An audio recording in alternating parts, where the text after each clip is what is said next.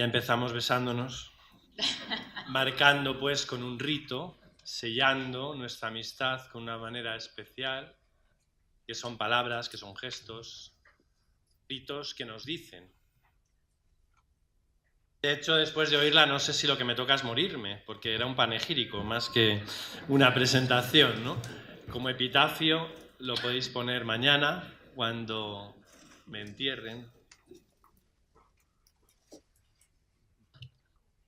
Mi vida está llena de pérdidas, hoy he tenido una, la última parte de la conferencia ha volado con el ordenador. Es un mal comienzo, ¿no? Pero me ha dicho mi amiga Marisa Magaña, para mí es Marisa, aquí es doña Marisa Magaña aquí en los papeles, pero todos sabemos que es Marisa, que sea tan familiar como hemos sido esta mañana, ¿no? No obstante, no quiero perder la oportunidad de coger y decir cosas que me parecen importantes de este mundo de los símbolos y el duelo. Para lo cual os voy a embarcar, una de estas cosas que suelo hacer, en viajecillos, viajes infantiles, vamos a ir para atrás, vamos a intentar entender un poco el mundo de los niños, que hoy hemos hablado tanto de ellos, ¿verdad? Parece que la jornada ha tenido mucho niño, ¿verdad? Mucho niño mayor, mucho niño con perro, mucho niño en definitiva. La conferencia se titula Los símbolos y el duelo. Para mí es importante el poder marcar el viaje hacia este mundo de los símbolos para que todos sintamos que somos partícipes de ese mundo. Cuando yo accedía al libro, empecé a escribir el libro, me encontré con un testimonio de una persona que decía: yo no tengo dimensión espiritual. Os lo recomiendo vivamente, está en internet y es fascinante. Es una persona que decía que él no tenía espíritu, ni tenía alma, ni tenía nada. Lo argumentaba muy bien y luego decía: yo pensaba que no tenía, pero al encontrarme con las cosas que son importantes para mí, me he ido dando cuenta de que en el fondo eso es lo que es tener una dimensión espiritual. A este mundo es al que yo os convido en este momento. Vamos entonces a vivir con los ojos de los niños una cosa fascinante que es disfrazarse, y nos vamos a vestir de cazadores de significados. No sé si la expresión os mola, a mí me encantó cuando la encontré en el libro de Rodrigo Díaz, Archipiélago de Rituales.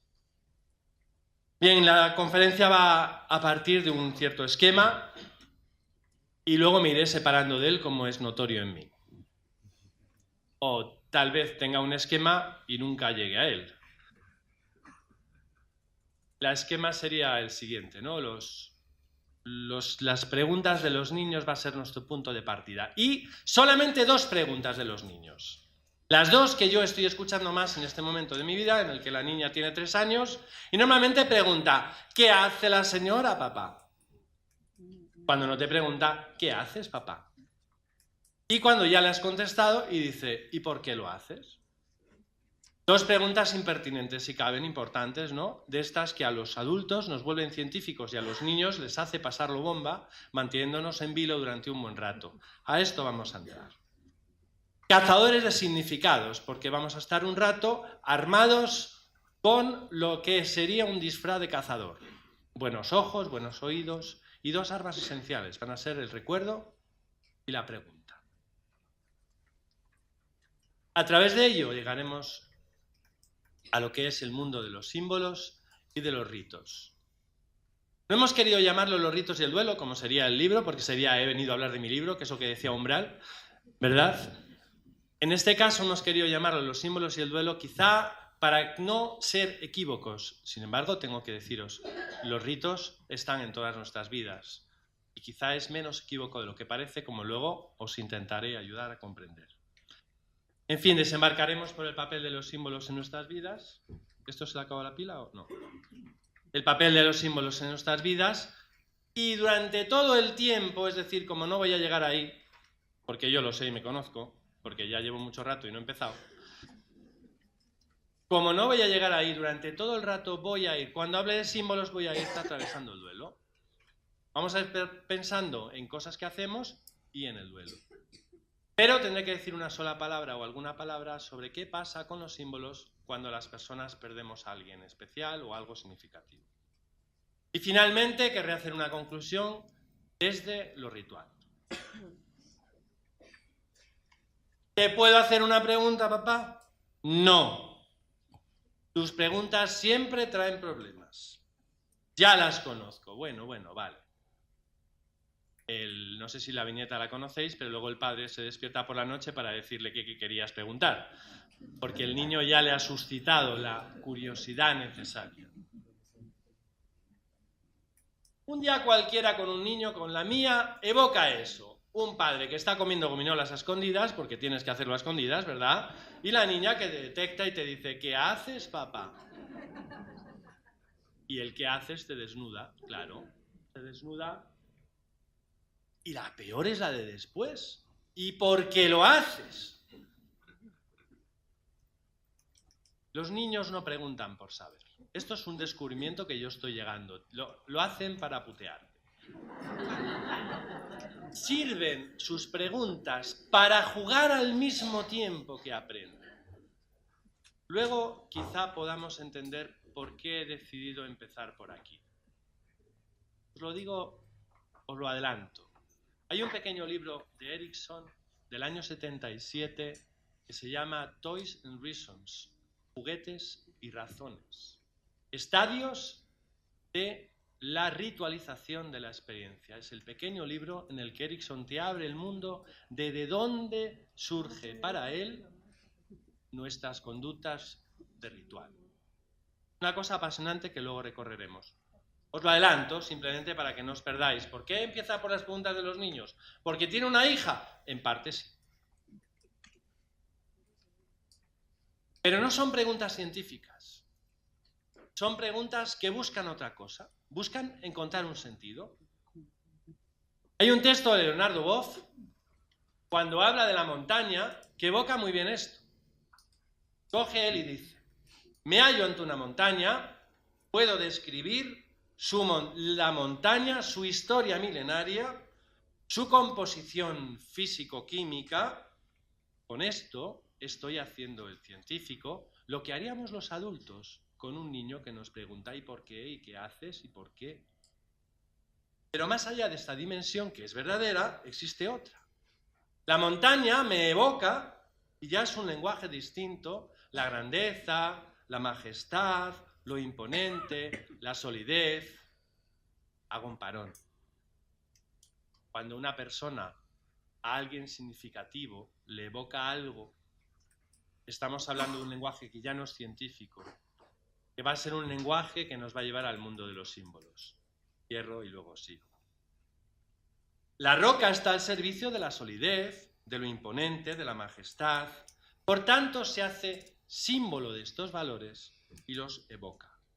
El lenguaje simbólico se sitúa en este horizonte de evocación. Pensad en la palabra recuerdo, que ya os lo he comentado antes, porque, dirá él, el símbolo es por esencia evocar un pasado y un futuro vividos en un presente.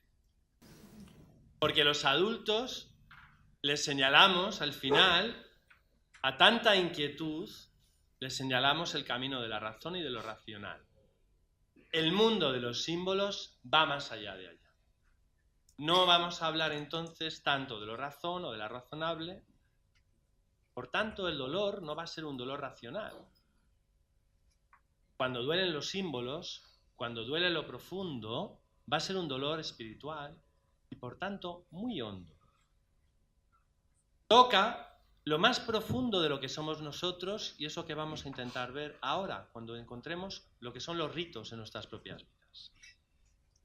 Para ello es para lo que os pido que nos hagamos cazadores de significados.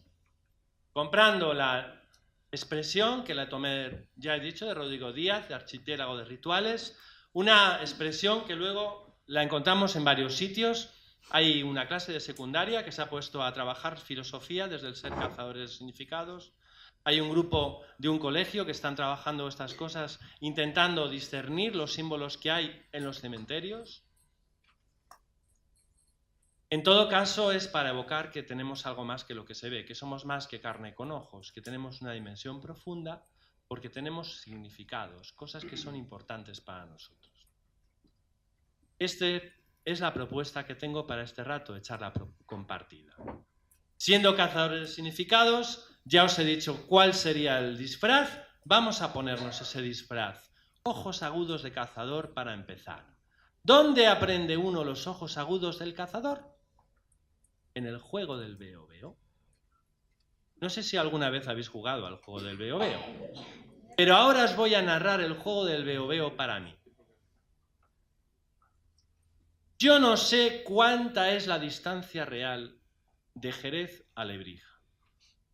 Mis padres, que deben de estar por aquí, deben de saberlo, y alguien que sea científico me lo diría. Pero la distancia real no importa.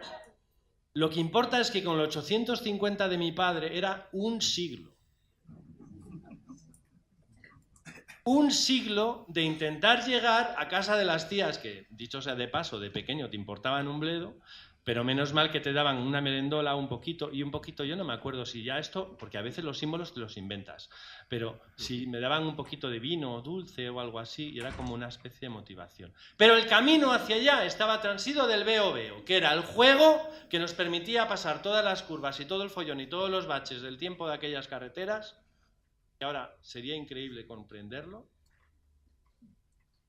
Y en ese juego, en ese Veo Veo, en el que ibas poco a poco retando a tus hermanos, poco a poco te ibas haciendo con un mundo distinto, te ibas fijando en cosas. Claro que yo ahora que estoy hablando de esto, lo significativo de lo que os estoy contando no es el juego del Veo Veo, sino que al hacerlo acabo de marcar un territorio en el mundo. Hay una carretera especial para mí, hay un paisaje de girasoles que, fijaos, me acabo de acordar en este momento. Cuando preparaba la charla y me acordaba de Lebrija todavía no, pero ahora que estoy evocando el símbolo, ya aparecen los girasoles de nuevo. Aparecen las tías y aparece desde luego un símbolo, el 850 especial. Ya no es solo un coche, ¿verdad? Ya forma parte de mi vida, ya me dice algo de mí. De manera que yo puedo echar de menos ese símbolo. Que si me acuerdo de mis tías, me acordaré del 850. Esto es lo que el mundo de los símbolos nos trae en lo profundo. Si no os hacéis como niños, no entraréis en el reino. Esto es una expresión de un tal Jesús queriendo evocar la importancia de la mirada.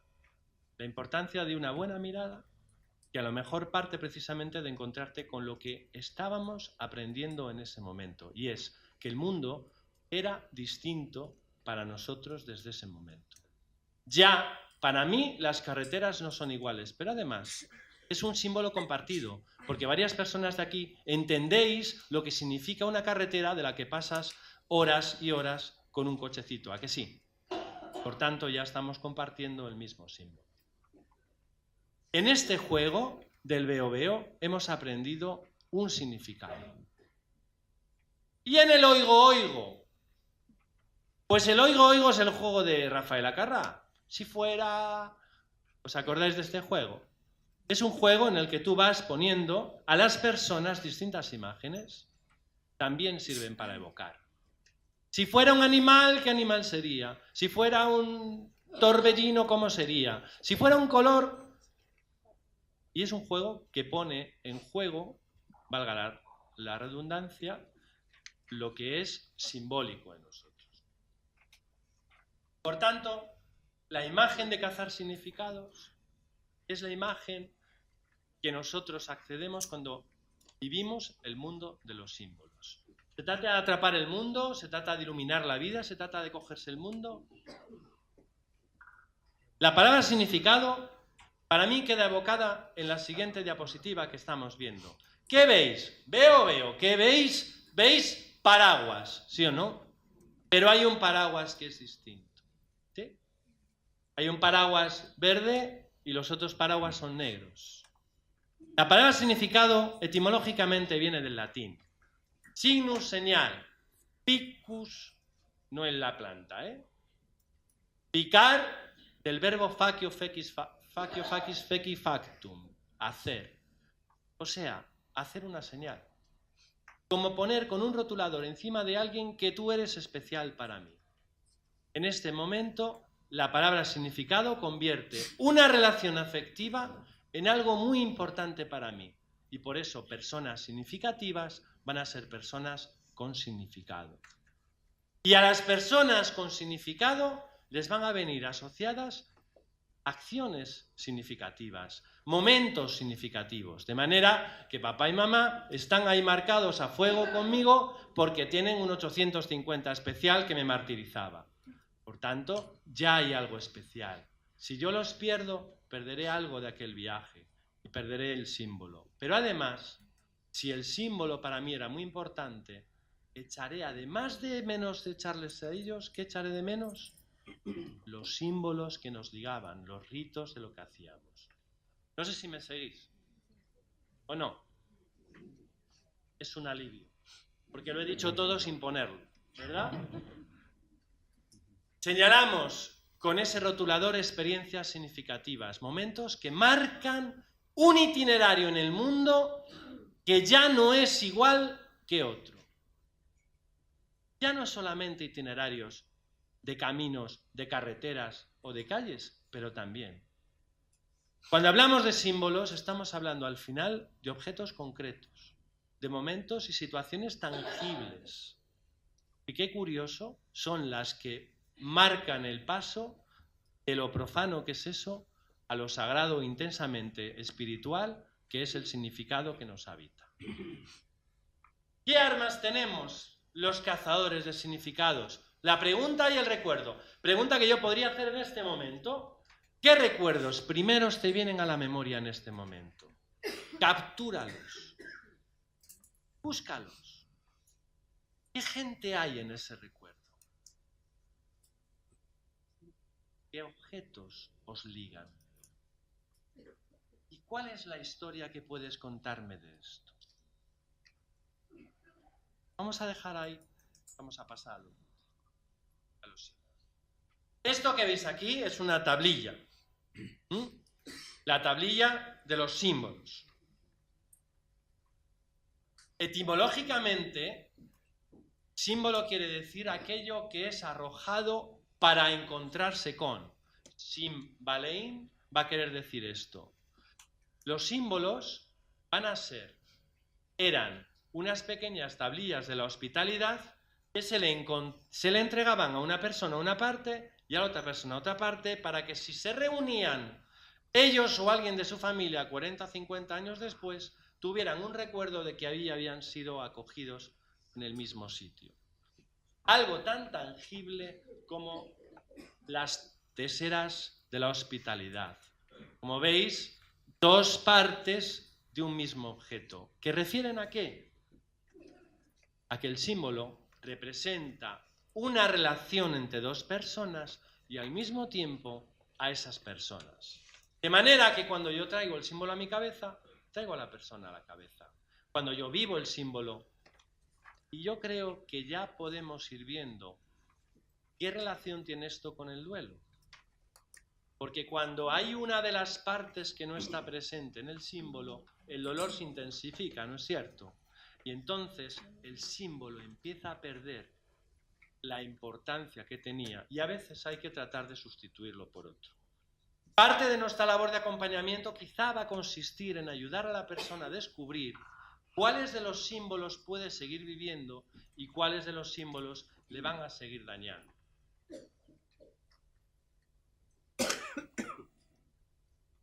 Para reconocer nuestros símbolos, ahora sí os invito a mirar nuestros ritos. Os invito a hacer este momento, considerar vuestra vida personal, vida familiar, vida de pareja, vida afectiva cualquiera. ¿Sí? ¿Qué sueles hacer que te parece significativo?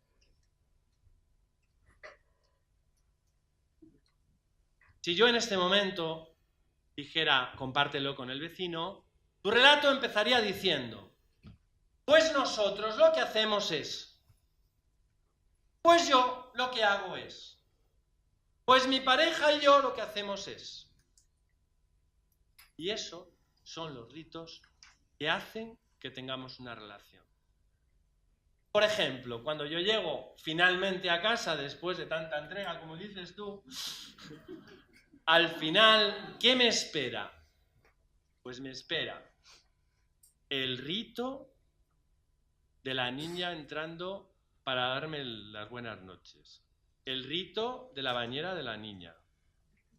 El rito, cuando ya hemos aparcado a la niña, de que María y yo nos vamos al sofá, que nos ponemos enfrente el uno del otro, que nos damos la mano y que nos ponemos a ver la tele como si fuera aquello algo de contenido especial. Y sin embargo, cuando yo he estado en Chile representando a nuestro centro de humanización, mi mujer hacía lo mismo en mi ausencia. Es más, ponía el programa Tiki Taka, que lo odia, significando así mi presencia en la ausencia. Echar una ojeada a esos ritos cotidianos y atraparlos. El duelo, como nuestras propias vidas, está lleno y transido de cotidianidad. Cotidianidad que viene dada por esas cosas. Cuando María y yo damos un paseo, cuando me recibía antes, cuando vivíamos en otro sitio y juntos íbamos dando un paseo lento hacia casa, cuando esto ocurría varios días, eso marcaba nuestra relación. ¿Me seguís, verdad? Cuando en la vida familiar no hay nada de esto, ¿verdad que ya no existe nada? De manera que ya podemos ver que no es lo mismo tener una vida de ritos que tener una conducta ritualizada. De manera que muchas veces nos damos cuenta de que repetir esos ritos si no está la persona daña, ¿verdad? Hace sentir más dolor aún. Sufrimiento del que muchas veces hemos llamado evitable. Podrías evitar dar ese paseo, pero tú tienes que darlo. Porque yo daba este paseo, decía, ¿no? Marcelino decía, cuando iba con Pepi, decía, yo cuando estaba con Pepi, siempre todas las tardes después de trabajar nos íbamos a dar un paseo por esta zona del barrio. Cuando Pepi murió, yo seguía haciendo lo mismo. Pero ¿qué dolor creéis que experimenta Marcelino viviendo ese mismo rito? ¿Verdad? Es algo así como que si me deja mi mujer, volver a repetir todo lo que nos hacía felices. ¿Alguna vez los que estáis aquí habéis hecho esto? ¿Con alguna novia, algún novio? Sí, porque de masoquistas y locos todos tenemos un poco. ¿Para qué sirve? Los símbolos en el duelo tienen un papel sanante y tienen un papel dañante. Tienen un papel sanante en tanto en cuanto las personas podamos encontrar símbolos que expresen una nueva situación. Y tienen un carácter muy dañante porque a las personas nos cuesta mucho desposeernos de esas conductas. Claro, porque si yo me muero, no es lo mismo que si me voy a Chile, ¿no? Entonces, si yo me muero, ¿María seguirá viendo Tiki Taka? ¿Tendrá sentido que vea Tiki Taka? ¿Se ligará de la misma manera? Bien, nuestra experiencia en acompañamiento es que esto es así.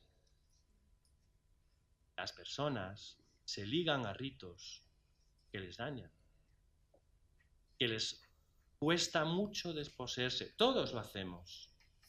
Y no es hasta que podemos procesar nuevos ritos como no hemos logrado ayudar de verdad a sanar una buena elaboración del duelo. Como podéis imaginar, ya me he ido del PowerPoint, ¿verdad? Los ritos son diferentes de las conductas ritualizadas. Las conductas ritualizadas son conductas vacías, repetitivas, sin sentido. El rito y la conducta ritualizada se parecen en que lo que yo hago, lo repito. Y por eso tiene sentido. Yo voy, yo acompaño a María, yo me doy una vuelta, yo tomo el aperitivo en el bar de la esquina, cada sábado bajo a desayunar con la niña, lo que quieras. Fijaos que estoy diciendo, evoca tu vida familiar. Si en tu vida familiar tienes varias cosas de estas, ¿verdad que esto ha marcado tu vida familiar de una manera determinada y hace que tú sientas que sí que la tienes? Que tienes vida de familia, que tienes vida de pareja. Bien, en el duelo estas cosas se ensombrecen. Y muchas veces sí que se producen conductas ritualizadas, vacías de sentido, obligadas por la propia costumbre. Con frecuencia nos cuesta quizá entender que las personas en duelo puedan tener comportamientos que a nosotros nos chocan. Entendemos muy bien que la gente en Navidad viva peor las cosas, porque son Navidades, porque son fechas especiales. Lo que quizá no hemos comprendido es que ese es un rito que ha perdido contenido. Que repetir esa Navidad sería hacer daño. Porque sería repetir un rito que ya no tiene lo que tenía antes. Los ritos son algo que tiene un sentido, tienen significado, son evitables y flexibles. El rito de diseminar las cenizas al aire es un rito flexible. Todo el mundo tira cenizas al aire, pero lo que dice uno o dice otro es diferente. Lo que yo hago con las cenizas depende de mí. El rito es personalizar y dar un significado y un sentido a las cosas que yo voy viviendo. El ritual tiene muchos elementos. Fundamentalmente yo voy a marcar estos 5 porque creo que es importante que marquemos el mundo de los ritos en este momento, en esta jornada, por algo. Porque esta jornada en sí misma es un rito. Hay un espacio determinado y especial. Hay un tiempo calendarizado, distinto. En duelo se marcará en un espacio diferente, pues por ejemplo, en donde nos dimos el primer beso, o a lo mejor donde nos conocimos, o quizás donde nos prometimos, o a lo mejor en el sitio donde yo iba a pensar. Cada espacio va a ser testigo de un ritual determinado. Cuando las personas procesan rituales sanadores, van a ir marcando nuevos elementos del ritual. Un espacio distinto, un tiempo especial. Va a ser en el cumpleaños de él, va a ser en el cumpleaños de ella. Va a ser momentos marcados en el calendario, especiales en definitiva. Un ritual tiene testigos. Es bueno que tenga testigos. Es un símbolo compartido. Es un momento especial. Pensemos que en el duelo uno de los ritos más habituales es el rito de despedida. Cuando la despedida se hace luego a mitad del duelo, porque una persona tiene que ir despidiéndose del difunto de otra manera, también reviste estos mismos elementos. Y entonces una persona llevará testigos, tendrá un espacio determinado, buscará un tiempo determinado, pronunciará unas palabras determinadas. El rito de diseminar las cenizas al aire va a ser un rito vestido de lo que yo diga en ese rito. Y lo que yo diga en ese rito va a ser evocar el símbolo de lo que nos pertenece. Y unos gestos. Lo que yo haga es lo que hace que un rito tenga carácter simbólico. Marcar entonces, fijaos, cómo marca en el fondo la dimensión espiritual nuestras vidas desde la misma cotidianidad. De manera que no hay que hacer nada más especial, más que volver a comprender los significados que nos dicen a nosotros. Es decir, las cosas importantes que dicen a mi familia, a mi gente, a mi pareja o a mí mismo. Por eso yo os decía, ¿por qué no pensáis un momento en lo que en vuestra casa, lo que vosotros, lo que vuestra gente hace? Fascinante papel de 5 minutos para 2 horas que quedan. Cerrar el círculo del juego con el libro de Erickson que os anticipaba antes, para poder comprender que por qué hemos empezado por los niños, porque podíamos comprender desde el principio que los niños aprendemos lo ritual desde pequeños. ¿Cómo? Simplemente desde las rutinas, pequeñas costumbres que nos van haciendo significativos. Desde el madre-hijo que va haciéndose cada vez más profundo. Y cuanto más repetimos el rito, más profunda se hace la relación. Por tanto, los ritos nos sirven para construir lo que nosotros somos. ¿Por qué hemos querido jugar a ser cazadores de significados? Quizá porque nos pone en contacto con nosotros mismos. Quizá porque nos puede ayudar a comprender qué es eso del símbolo. Quizá porque nos ayuda a recordar qué es especial en nosotros que no es en otros. Pero sobre todo porque nos pone en la pista de un dolor muy profundo cuando los ritos pierden su contenido, que es lo que las personas en duelo muchas veces viven vivos. Voy a terminar porque tengo solamente 5 minutos y ya son 2. Por una conclusión. El momento de concluir el rito de esta conferencia final dentro del rito grande que supone la jornada de duelo y hacernos comprender quizá que esta jornada en sí misma es un rito. Un rito porque tiene un espacio nuestro, es este, un espacio en el que 9 años nos venimos encontrando, donde nos podemos seguir encontrando, un espacio que además es familiar, que nos encontramos en él a gusto, que es significativo para nosotros. Un espacio que se abre a otros espacios, que tienes este, que tienes el otro salón, que la casa es casa de todos. Con un tiempo marcado en el calendario. Por tanto, un rito especial en el que lo que estamos significando es que celebramos que estamos juntos. Personas y testigos de que pertenecemos al mundo de los que acompañan. Palabras nuevas que cada año se van pronunciando desde esta mesa y otras que vais pronunciando desde ahí. Y por fin, unos gestos que normalmente nos hacemos siempre a modo de ritual y después de cada jornada, cuando nos intercambiamos gestos, saludos, abrazos, mails, teléfonos, etc. Fijaos, un rito que como todos los ritos es eficaz, porque no solamente ha expresado la relación, sino que precisamente al expresar la relación la relanza y la hace más profunda. Muchas gracias.